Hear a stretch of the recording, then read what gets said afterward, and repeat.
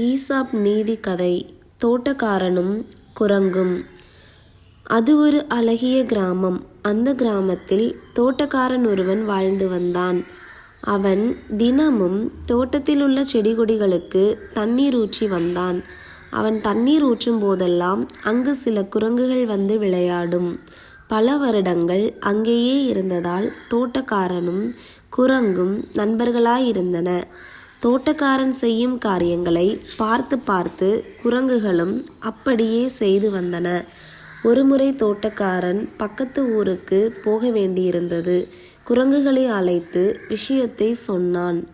குரங்குகளுக்கு சந்தோஷம். ஆனால் அவற்றுக்கு ஒரு பிரச்சனை. எந்த செடிக்கு எவ்வளவு தண்ணீர் ஊற்றுவது என்று தெரியவில்லை. அது ஒன்றும் பெரிய பிரச்சனை இல்லை. வேர் பெரியதாக இருந்தால் நிறைய தண்ணீர் ஊற்றுங்க, சிறிய வேராக இருந்தால் கொஞ்சமாக தண்ணீர் ஊற்றுங்க என்று யோசனை சொன்னான். வெளியூர் போய் திரும்பி வந்து தோட்டத்தை பார்த்த தோட்டக்காரனுக்கு அதிர்ச்சி. அத்தனை செடிகளும் பிடுங்கப்பட்டு காய்ந்து கிடந்தன. என்ன ஆச்சு என்றான் தோட்டக்காரன். வேர் பெருசா இருக்கா சின்னதா இருக்கான்னு பார்க்கறக்காக செடியெல்லாம் பிடுங்கினோம் என்றன குரங்குகள்.